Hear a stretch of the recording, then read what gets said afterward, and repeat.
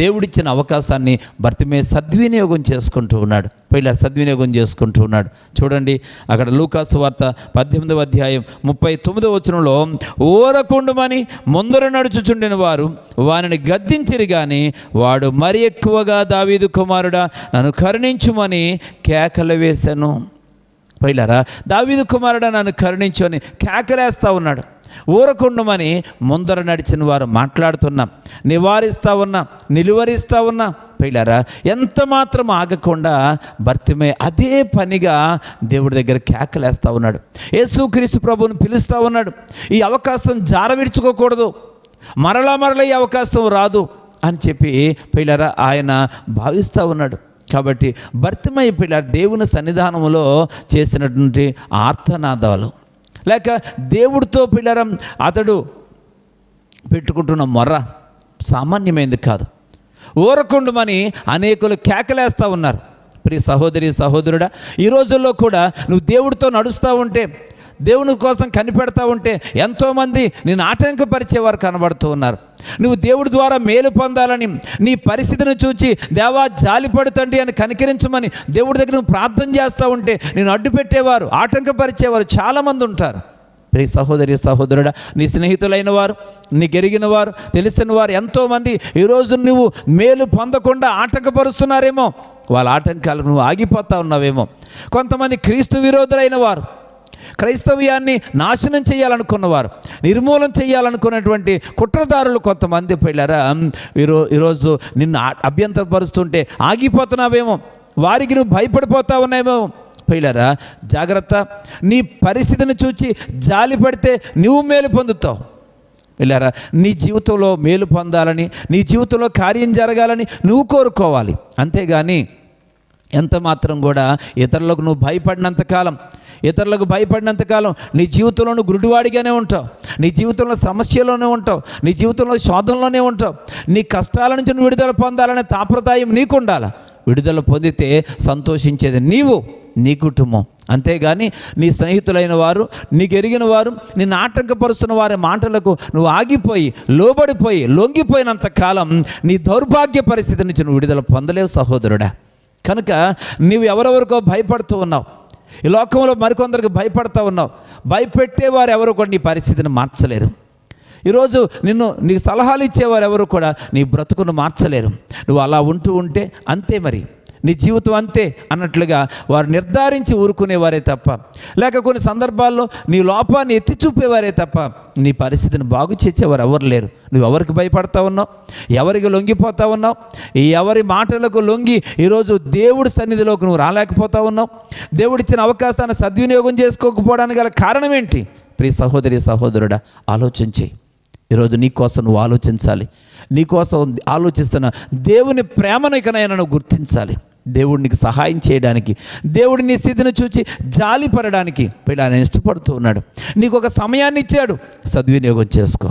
నీకు ఒక మందిరాన్ని ఇచ్చాడు, సద్వినియోగం చేసుకొని సమయానుకూలంగా దేవుడి సన్నిధికి రా. దేవునితో సాంగత్యం చెయ్యి. దేవుడు పిలిచినప్పుడు నువ్వు పలుకు. దేవుడు నువ్వు పిలిచినప్పుడు ఆయన పలుకుతాడు. ఆశతో భర్తిమయ్య వల్లే కనిపెట్టు, ఎప్పుడు వస్తుందో అవకాశం, ఆయనతో సంభాషించే అవకాశం ఎప్పుడు వస్తుందా అని కనిపెట్టు. దేవుడితో మాట్లాడడం, దేవుడు నీతో మాట్లాడడం, నువ్వు దేవుడితో మాట్లాడడం. ఈ సంభాషణ దైవ సన్నిధిలోనే జరుగుద్ది. దైవ సందేశం వింటూ ఉన్నప్పుడు దేవునితో సహవాసం మనకు అవకాశం దొరికినప్పుడల్లా చేయాలి.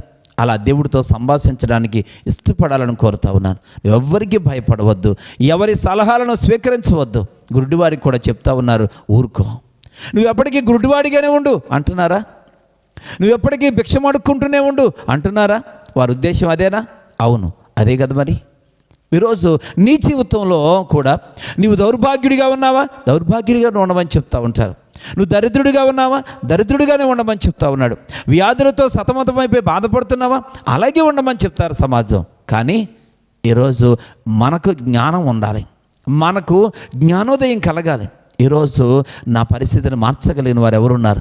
వీళ్ళందరూ నాకు సలహాలు ఇచ్చేవారే, సూచనలు ఇచ్చేవారే, దేవుడి సన్నిధికి వెళ్లకుండా ఆటంకపరిచేవారే. కానీ నా బ్రతుకుని వీరు మార్చగలరా? బ్రతుకు మారితే, జీవితం మారితే అంతకంటే ప్రయోజనం ఇంకేముంటుందండి? ఈరోజు మనం గమనించాల్సిన అవసరం ఉంది. సమాజంలో అందరూ కూడా రకరకాలైనటువంటి ఆలోచనతో ఉన్నారు. కొంతమంది క్రైస్తవేతరులు లేక క్రైస్తవ విరోధులు అనేవారు క్రైస్తవ్యాన్ని ఒక మతముగా భావిస్తూ ఉన్నారు. ఈ మతమును నేను అడ్డుకోవాలి అనేటువంటి మూర్ఖత్వంతో ప్రయత్నం చేస్తున్నారు. ఇది మతం కాదు, ఇది మార్గం. కొంతమంది వ్యక్తుల మారు మనసు కూర్చున్నటువంటి పరిస్థితి. వారు మనసు మార్చుకొని కుటుంబాన్ని బాగు చేసుకుంటున్నారు, ఆరోగ్యాన్ని కాపాడుకుంటూ ఉన్నారు, జీవితాలను స్థిరపరచుకుంటూ ఉన్నారు. అటువంటి శ్రేష్టమైనటువంటి కార్యాన్ని దేవుడి దగ్గర నుంచి వారు పొందుకుంటున్నారు. ఆ సంగతి వారు మనసును పెట్టలేకపోతూ ఉన్నారు.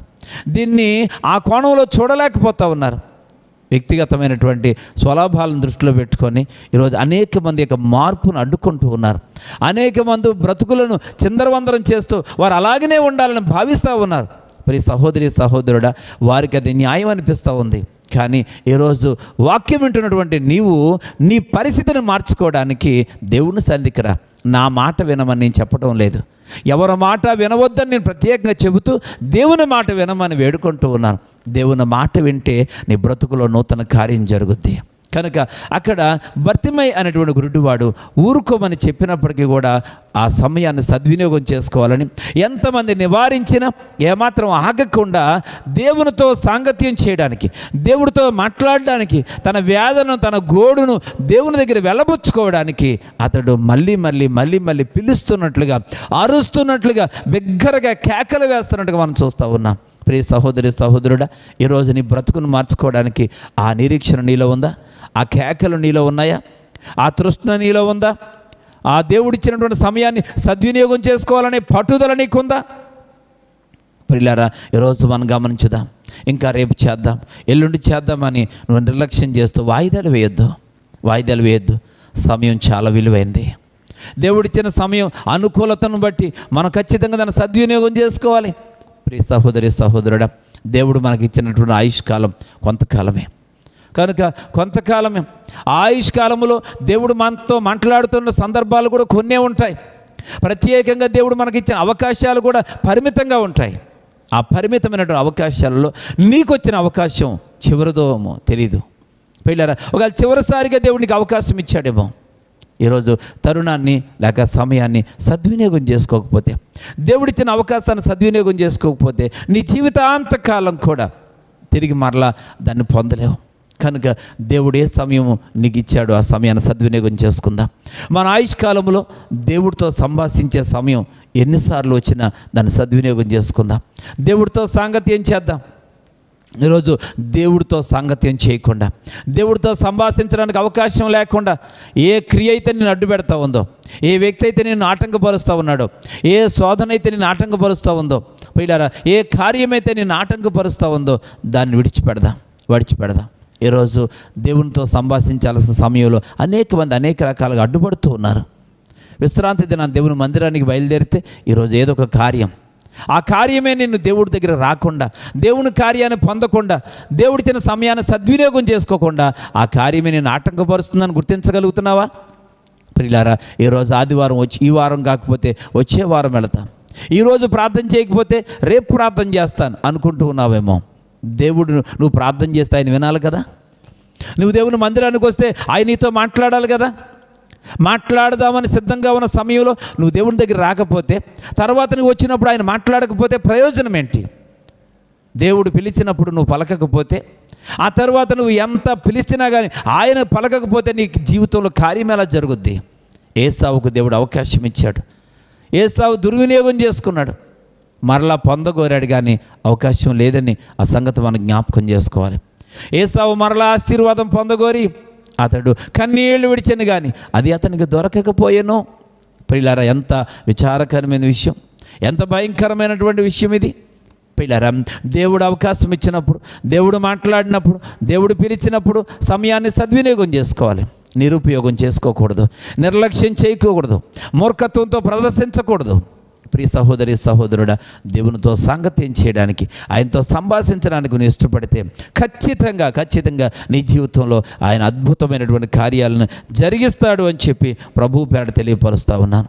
దేవుడిచ్చినటువంటి సమయాన్ని సద్వినియోగం చేసుకోవాలి. పరమగీతాల గ్రంథం 2వ అధ్యాయం 8వ వచనాన్ని చూడగలిగితే, పరమగీతాల గ్రంథం 2వ అధ్యాయం 8వ వచనం చూడగలిగితే, ఆలకించుడి, నా ప్రియుని స్వరము వినబడుచున్నది, ఇదిగో అతడు వచ్చుచున్నాడు, గంతులు వేయిచు కొండల మీదను ఎగసి దాటుచు మెట్టల మీదను అతడు వచ్చుచున్నాడు అనే మాట మనం చూస్తాం.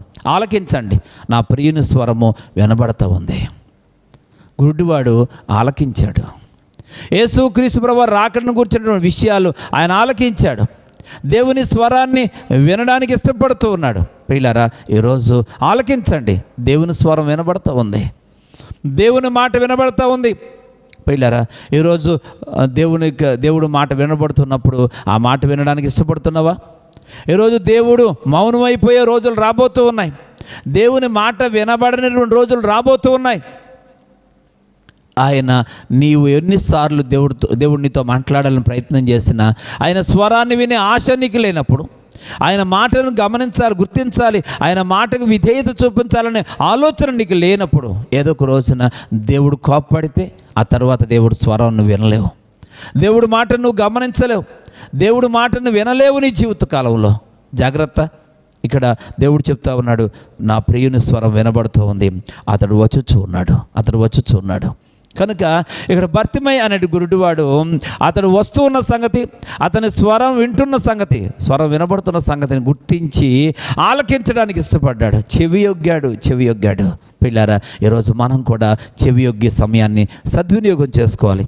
ఈ తరుణాన్ని ఉపయోగించుకోవాల్సిన అవసరం ఉంది.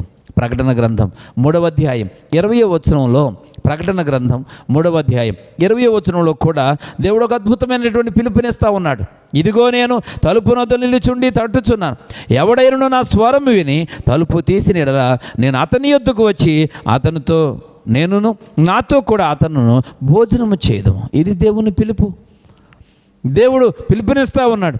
ఇదిగో నేను తలుపు నొద్ద నిలుచుండి తట్టుచున్నాను, అవకాశం ఇస్తూ ఉన్నాడు, సమయం ఇస్తూ ఉన్నాడు. సద్వినియోగం చేసుకోవాలి. తట్టుచూ ఉన్నాను, పిలుస్తూ ఉన్నాను, ఎవడైనా నా స్వరం విని తలుపు తీస్తే నేను వస్తాను ఆయన దగ్గరికి. పిల్లారా, భర్తిమై అనేటువంటి గురుడివాడు దేవుడు పిలుపుని, దేవుని స్వరాన్ని విని హృదయమనే తలుపు తెరిచాడు. హృదయపూర్వకంగా దేవుడిని పిలవాలనుకున్నాడు, హృదయపూర్వకంగా దేవుడితో మాట్లాడాలనుకున్నాడు, తన జీవితంలో ఒక అద్భుతమైన కార్యాన్ని చూడాలనుకున్నాడు. అందుకే ఎవరు ఆటంకపరిచినా, ఎవరు నియంత్రించే ప్రయత్నం చేసినా ఆగలేదు. పిల్లరా, నోటుతో పిలిస్తే ఆగిపోనేమో, హృదయపూర్వకంగా దేవుని పిలుపుకు లోబడ్డాడు. పిల్లరా, దేవుని స్వరాన్ని వినాలనుకున్నాడు. అందుకనే భర్తిమైన పిల్లలు ఎవరు ఆపలేకపోయారు, భర్తిమయ్య యొక్క మాటను ఎవరు అణిచివేయలేకపోయారు, అతని కేకలను నియంత్రించలేకపోయారు. ప్రియ సహోదరి సహోదరుడు, హృదయపూర్వకంగా దేవుని వైపు చూస్తే, హృదయపూర్వకంగా దేవుడిచ్చిన సమయాన్ని సద్వినియోగం చేసుకోవాలని నీకుంటే, హృదయపూర్వకంగా నీ బ్రతుకును మార్చుకోవాలని నీకు ఆశ ఉంటే, ఖచ్చితంగా నువ్వు దేవుడిని పిలుస్తావు, ఎవరి యొక్క ఆటంకాలకు లొంగవు.